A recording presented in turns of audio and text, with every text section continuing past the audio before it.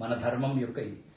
దాన్ని కొంచెం కొంచెం ఏదైనా కూడా మార్పు వస్తున్నట్టు మనకి ఎట్లయితే అక్షరాలలో మార్పులు, తర్వాత లిపిలో మార్పులు ఎలా వస్తున్నాయో ధర్మాలలో కూడా మార్పు. సనాతన ధర్మం సుఖినో భవంతు.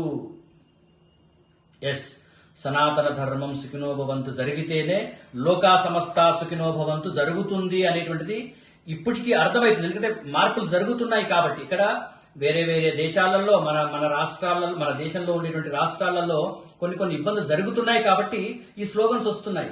లేకపోతే వచ్చేటి కావు. లోకా సమస్త సుఖినో భవంతు ఎప్పుడు కూడా. కానీ సనాతన ధర్మం సుఖినో భవంతు అని అంటేనే లోకా సమస్త సుఖినో భవంతు వర్ధిల్లేలా ఉంది. కాబట్టి అందరూ కూడా ఈ చిన్న యొక్క మార్పును గమనించి తర్వాత ప్రతి దేశం మొత్తం ప్రతి నిత్యము 4:30 గంటలకి 9 రోజులు 11 రోజులు ఖచ్చితంగా 4:30 గంటలకి దేశం మొత్తం, రాష్ట్రం మొత్తం ఇది భగవద్గీత యొక్క శ్లోకాలని ప్రతి చోట కూడా వేసే విధంగా ప్రయత్నం చేయండి.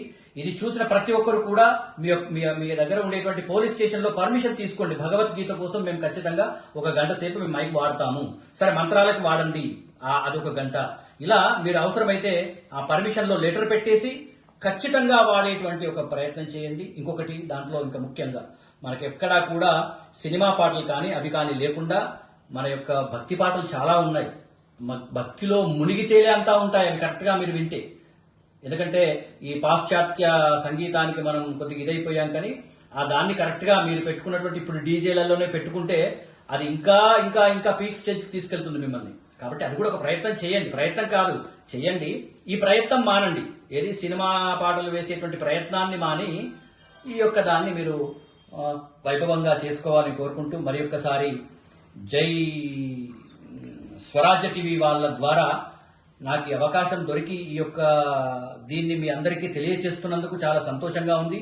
ఇది పాటించడం జరిగితే కనుక నేను చేసిన దానికి సార్థకత ఉంటుంది. కాబట్టి స్వరాజ్య టీవీ వాళ్ళకి మళ్ళొకసారి ధన్యవాదాలు తెలియజేస్తూ అందరికీ కూడా ముందుగానే వినాయక చవితి శుభాకాంక్షలు తెలియజేస్తూ ఈ యొక్క గణపతి నవరాత్రులు ఈసారి దేశవ్యాప్తంగా ఒక ప్రభంజనాన్ని సృష్టించే విధంగా, అంటే హిందువులంతా కూడా, అంటే సనాతన ధర్మం అంతా కూడా ఒక తాటిపైకి వస్తుంది అని తెలియజేయడంలో ఈ భగవద్గీతనే మనకు ముందుగా ఉపయోగపడుతుంది అనేటువంటిది గమనించాలని కోరుతున్నాము.